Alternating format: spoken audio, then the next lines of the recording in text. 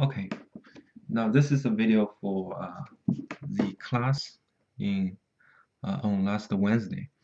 So remember in lab 9 we did some simulation already, but later on Doc Zada did some modification on the model. So this will be the final setup, and this video is for you to all the steps, and just in case you missed the class or you need to review all the steps. So compared to lab 9, we had some modification done, and this will be the final results. That will be a reference for you. Then let's go back to the same. What Dr. Zada did on Wednesday was he removed those two constraints on the z direction, okay, where we still have this fully constrained, this constraint here. So we removed that two constraint on the z and put another constraint here, okay, right on this point. If we turn on the star here, so this constraint is right on this the same node which apply the force, okay. So we change the constraint, then we change the value of the load as a force. So that will be 10 pound compared to 100 pound in lab 9. And the material property of this wood, uh, he changed that to the value of this Young's modulus to, let's see, 4,000 psi. That'll be the number. So the wood, we change that to 4,000 psi. Pay attention to the units. And the Poisson's ratio, you should not need to change that, but it's 0.4 just in case. Okay. So constraint, load, material. Then what's next is in the same we added some a group. Okay, that will be the output group for the force in the C bush. So how you do that we'll show you in the video below. So anyway, with this group we will be able to output all the forces applied on the C bush, and so you can see them over here in F06 file. Okay, now you can see all the force on the pins, so that way you can remember the hand calculation. You have at each point you have XY force, so you can compare your hand calculation with this force in bushing. Okay, so that's pretty much it. I believe he still demonstrated what will happen if we don't have the okay. If we don't have the constraint here, why do we need this constraint on the z direction? And he put a bailout to -1 and forcefully run this simulation, so the pliers or the cutter will rotate on this wood. Then you got like 35-inch or 38-inch at this point at z direction, so the whole thing will go up or go down rotating. So that's just for demonstration. I will also show this in the video. So now let's start doing these to recap the class on Wednesday. So first I'm gonna close everything here. Yep. Okay, this is what we have done in lab 9. So let's open the sim file. Okay. And, okay, so that's what we had in after lab 9, and we we can load the FEM part. Okay, then let's go back to the same. Alright, so a little bit different uh, from Dr. Dada's model, and let's turn off this first. So he has two bushings here. That's why you can see in his FL6 file you will see this extra two bushings. And as he explained in the class, since solid element only has 1, 2, 3 degree of freedom, and this bar has 1, 2, 6, all 6 of degree of freedoms. So you don't really need a C bush here to free the rotation because we killed 5, 4, 6 here, and you want to free the rotation here, but they don't have the rotation by nature. So that's why you can do this, or you can put C bush here as well. And to me, the advantage of a two bushing here will be you will be able to see the force in this bushing. So you can see that's equal and opposite, which means this is a two force member. Okay, that's the catch, and I believe you will be able to investigate this point in NX, like the question mark maybe. So anyway, we'll continue on the steps first. So first we're gonna delete this constraint. Okay, that's you can delete this or you can modify this. So I'll just modify this constraint. Double click here, and you got two subjects which are two nodes. So we're gonna deselect these two nodes. So press Shift and box select. So you can see everything is deselected. Then let's go back here, select this node where this load is applied. Okay, and let's click OK, and make sure this is only one node. And as you can see, we have a constraint here that kills the z direction movement. Okay, and you can still see that because in the container here, which is not used in this solution, you can see all the history we have. You can, which is this constraint is inactive, and if you don't feel comfortable, we can right click and delete this. Okay, so that's like a container for all the solutions. We have one solution here, which you can say it's one case. We can add another case for different load and constraints. So we only used this two constraint here, and we have two force here, and we're going to modify the number here as well. That'll be 10 pounds. Apply. Okay. Second will be 10 pounds as well. Okay, that's all we have to do in the same, and let's go back to the FEM. Okay. So in the FEM, first we're gonna change the property of the material, and here is the wood or whichever name you have. Okay, we can right click.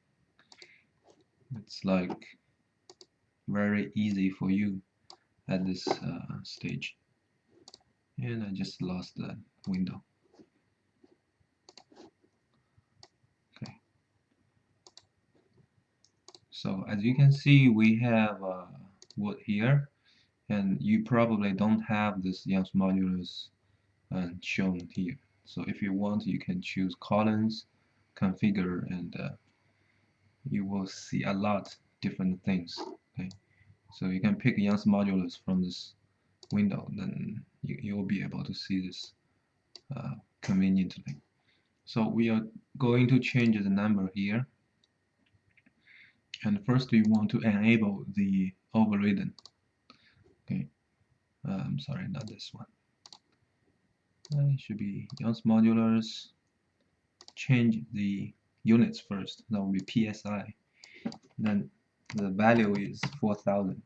And make sure the Poisson's ratio is 0.4. Okay. Then we're gonna pick wood and click OK. So now we have changed the material property, and to make sure we can right click on the name here and go to material view, expand this material. So that's all the material we have been using in this model. And we have wood. You can right click and you have information here. So as you can see, the Young's modulus is 4,000 psi, and the Poisson's ratio is 0.4. Then we can also check which material is corresponding to which part. So if we hide this piece, that'll be here. Okay, so if you have a lot of different materials, you can come to this view. Let's go back to standard view. Okay. Okay, so next step will be a second coordinate system.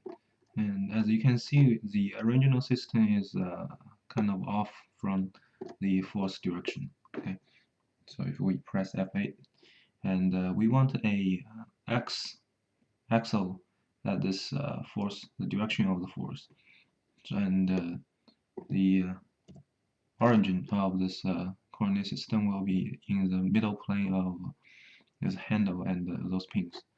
So next we how we insert, we go to insert model preparation and coordinate system. Okay, now so we know we want to have a z direction which is the same as the old one, and we need a new axis, then a different orange. So we would pick this option.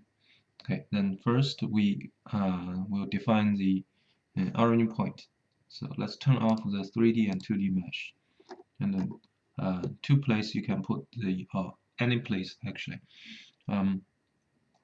but preferably I want to put this in the middle of this pin. So we'll put between these two spiders, or you can put between this two force, the two nodes where we apply force. And if we put here, you can measure the distance from the point of applied force to this the pin. So you got right away you got the distance of this between these 2 points, and you got another distance from the pin, this pin to this pin. Also, you can measure the angle of this vector with respect to the new axis. So it's hard to visualize by just talking. So go ahead and specify this point. We will need open the point dialog. Then we will choose between points. Okay, so we'll pick this one and the bottom of this spider. So we'll be between two spiders. And next will be the z direction, which is exactly the same as the old one. So we'll pick z. And x is the vector that's pointing, or that's the same as the force vector. So we'll pick this center node, okay, where the force applied, and from that point to center of this spider. That'll be the direction of our load. Then it should be okay. Click. So this is our new system, and as you can see, we have ZC here, which means current coordinate system. If you want, we can right click here and set as working coordinate system, or we don't really need this now. we'll be using this in the same. So next, we are down here in the FEM.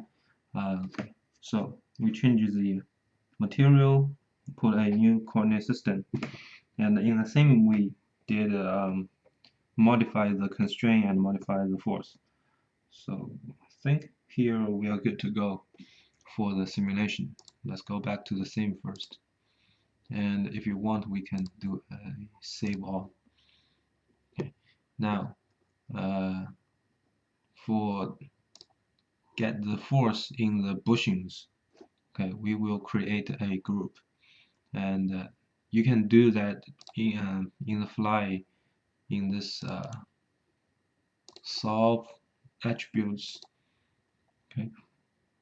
So again, we go to case control and output request. So here we need to enable the force and put that in print. So which entity we want? We want all the bushings. So now here we don't have anything here. We have option you can do all or group. And, so we need a new group here, okay, which we don't have any. The group is here, okay, in this folder. So you can add a new group here. It's the same as you right click here and add a new group. So anyway, then you will get this dialog box. Then how do we pick those bushings? You can expand your FEM in the same here. Then you can expand your 1D collectors, expand all the C-bush collector. So in my case, I have 3 collectors. You might only have 2 or only 1. So in this case, we have 5 C-bush here. In the model data demonstrated has 7. So we can pick. You don't need to press shift, just click. Okay, click 1, 2, 3, 5. So you got 5 C-bush. If you accidentally selected others, it's fine. I think in the Apple 6 it will only show you the bush, the force on bush. So okay. Anyway, so you should be careful when you come back here. It will not select the group you just created. So you need to drop this again and pick this group, and it will show you here as well as on the screen. Okay, and okay, and that'll be done for the. Let's go back, have a look at the SPC force. Print. Okay. So this will be a whole process of modify the model from lab 9, and we are good to go. And if you click solve, you will get the final results, and hopefully that will be the same as what we saw in on Wednesday's class. Okay. So now it's down, and that's a good sign. Okay, and movie here. Okay, so we can also go to the folder, open Apple 6, and this point is mine, what we just did here. Okay, I got 5 C-bush, and you got SPC force on top. Then if you want to compare, that's the value from, I don't know how to make them 2 windows. Anyway, so you can see, as you can see, he had extra 2 C-bush. We have the top 5 here. Okay, 6.11, and that's exactly or pretty much the same on the bushings. Then you got the SPC force. It should be very small. Okay, so e to the minus 5, and you got 0 on the That's a constraint on the handle. So it only has something on the Z, which is very small also. So that's telling you that the setup is okay. You got SPC force close to 0 because the setup is self-equivalent. All right, and now let's demonstrate what will happen if we don't have the constraint here. And if you know what will happen, you can stop right now. And this is what Dr. Zada did in the class. Okay, and it's just for telling you that we need this constraint. If it's not there, this cutter will rotate like this on with respect to the wood, and that will be your rotating axis. Okay, so let's kill this first. Oh, we can just think you can deactivate. Oh, make sure just move this. Okay, remove this one, and absolutely this will not run. Oh, well, there will be no results.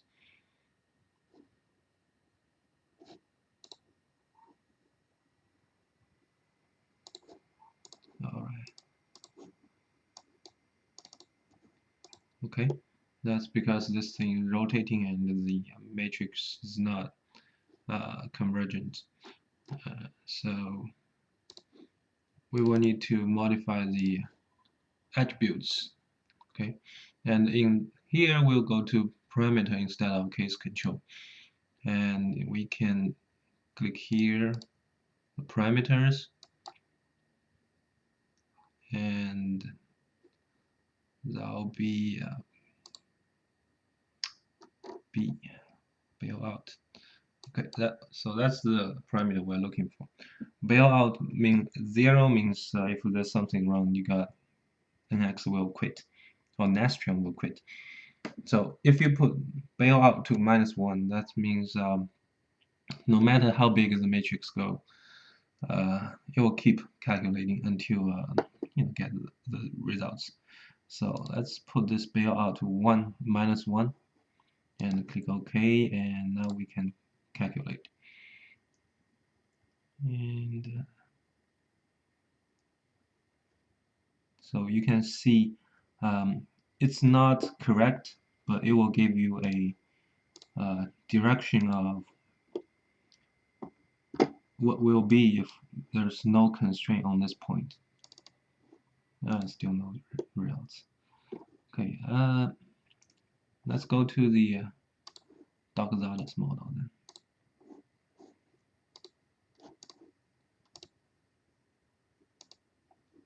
Okay, so basically, if you don't have this, okay, I changed that. Anyway, if you don't have that constraint, you will have displacement z direction that will be 38 on z direction. So this whole thing, the handle will go up 38 inch, and which is basically rotating on this piece of wood.